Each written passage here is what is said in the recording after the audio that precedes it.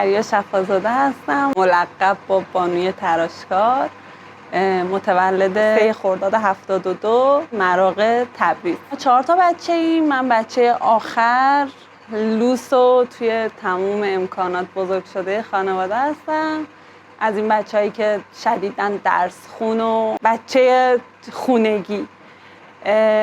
پدرم صنعتگر خودش، پدرم یکی از معروف‌ترین چاقوسازهای مراغه است. پدر بزرگم هم همینطور.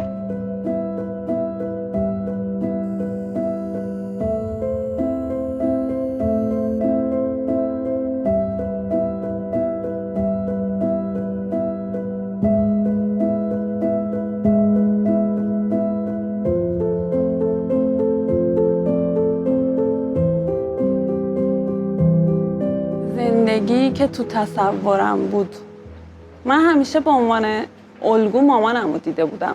از وقتی که به دنیا اومدم، یعنی از وقتی که یادم همیشه کار میکرد، سر کار بود، چون مامانم معلم بود. پدرم هم کارمند بود، هم مغازه داشت، کارگاه داشت. حالا بعد یه مدت که سنم بیشتر شد، علاقه داشتم یه رشته‌ای بخونم که هنری باشه، چون توی همچین خانواده‌ای بزرگ شده بودم. خواهرم سنتور میزد، خونمون حالت هنری داشت، من خودم ویولون میزدم.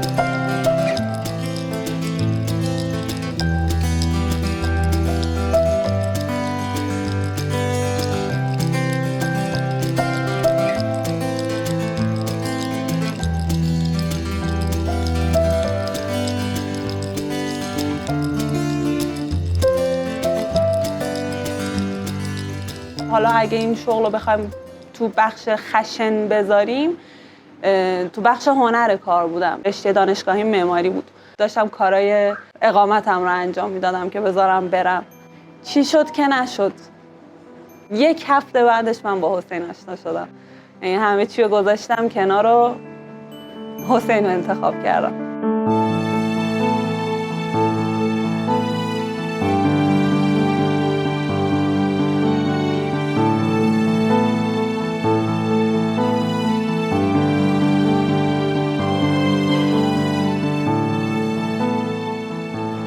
چی دیدم؟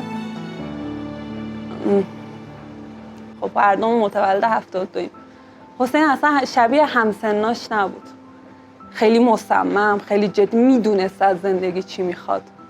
از همون اولش نسبت به کارش، نسبت به آیندهش خیلی جدی بود. این اولین چیزی بود که جلب کرد. به نظر خودم همینه.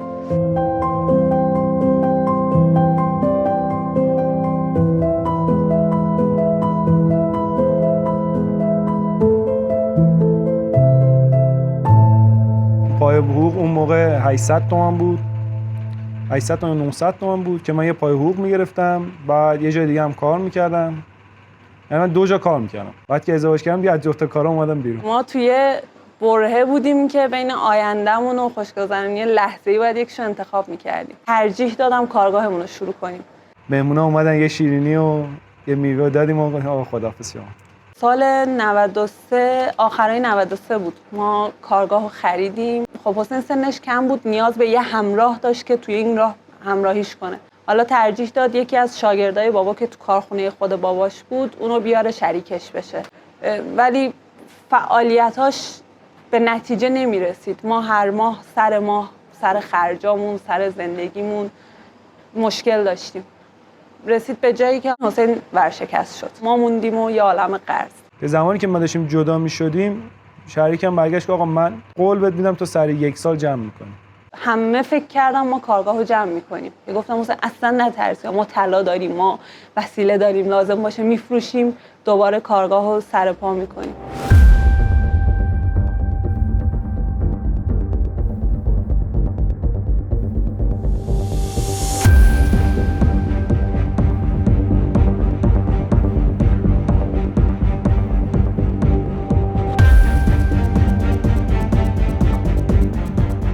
خیلی تلاش کردم بیام، چون که خودم معماری خونده بودم، کل طراحی و کارهای اتوکد و هوش کامپیوتر داشتم.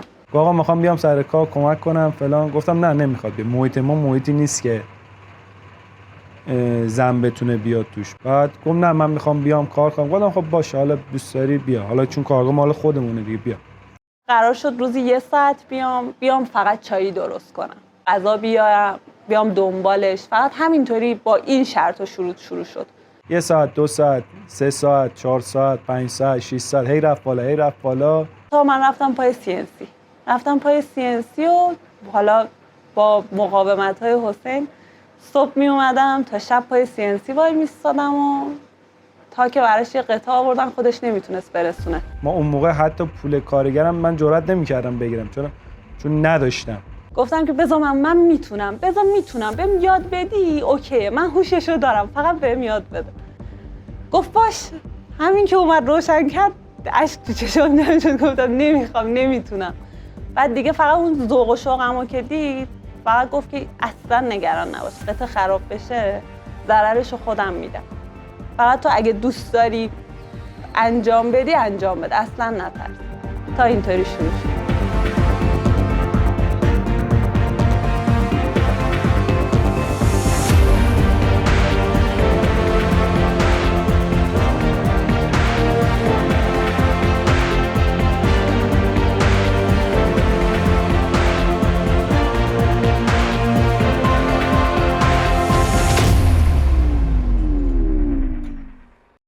جنبه منفی تراشکاری اینه که خب پلیسه داغ داره. پلیسه وقتی میپره رود موهات، دستات کلا میسوزه. واسه محافظت از موهام مقبره رو انتخاب کردم که هم چرب و کثیف نشه دیگه، حداقل کچل نشن دیگه، موهام تمیز بمونه و زیادم نسوزه. خانوما رو واسه این کار نمیشد مثلا بگی آقا میتونن، چون واقعا کار سنگینه. همین الانش هم مثلا داره کار میکنه، بعضی قطعا رو مثلا من میرم بیرون میام خودش گذاشته بالای دستگاه، میگم بابا نذار بچه‌ها هستن، به بچه‌ها بگو واسط بزنن، به خودت فشار نیار، تراشیدنشو بتراش، ولی مثلا قطعه بالا پایین کردنش به بچه‌ها بگو واسط بزنن. بعد میام نه زدن گرفته بالا گذاشته. شاید بعضیا واسه حفظ خودشون به اون حالت مردونه تبدیل میشن تو بعضی شغلا، نمیدونم، آدم شاید تو اون شرایط نباشه نمیتونه تصمیم بگیره، ولی من جنبه زنانه‌مو خیلی دوست دارم، همچنانم محکم ادامه میدم.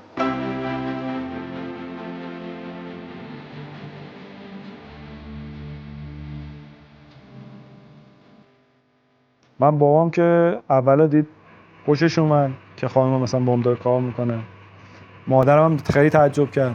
بابام خیلی کیف میکنه. یا تو که دیگه رفتی داخل این کار، بین بچه‌هام حداقل یکیش راه خودم رو ادامه بده، بهت الگوهای چاقوسازی رو یاد بدم، انجام بدی که بدونم مونده این کار بعد خودم، چون بعد پدر بزرگم موند برای پدرم، میگه حداقل مهر رمضان و ابراهیم و بعدش یه مهر پریا بخوره.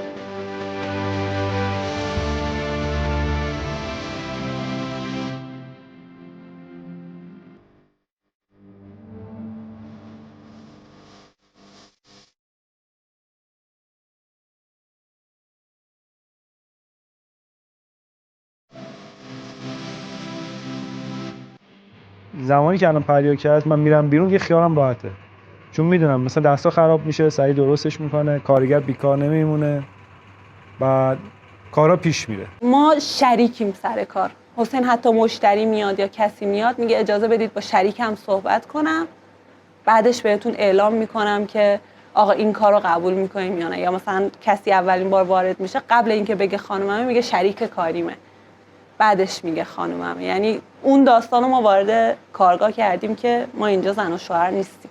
میگم آقا مثلا اینا رو کی دقت کنترل میکنه؟ میگم خانومم اگه مشکلی هست به خودش بگی. وقتی مثلا یکی دو بار اول خیلی مثلا تست میکردن که ببینن آقا اوکی یا نه، بعد دیگه الان دیگه یه جوری شده دیگه همینجوری میبرن، میگن آقا این اوکیه، خیالشون راحت، چون میدونن نظارت همیشه هست.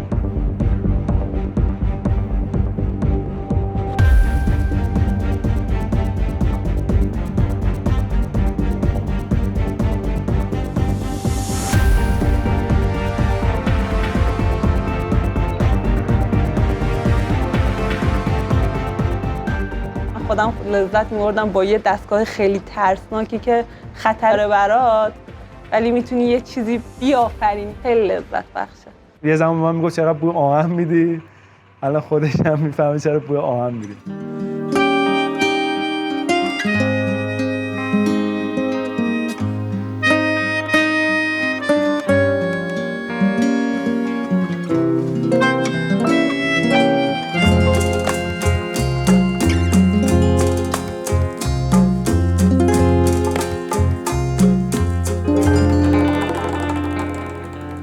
همیشه چون حسین آدمی نیست که بتونه احساسش رو خیلی راحت نشون بده. چی بشه مثلا سالی یه روز ابراز احساسات من همیشه همراه با گریه. چی بگم آخه همین که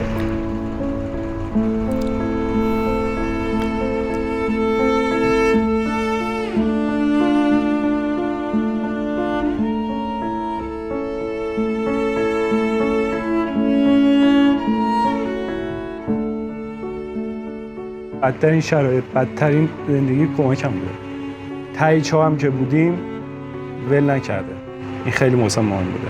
3 سال رد شده دووم آوردیم، کم نیاوردیم. همیشه این راه انتخاب کردیم که کم نیاریم جلوی هیچی.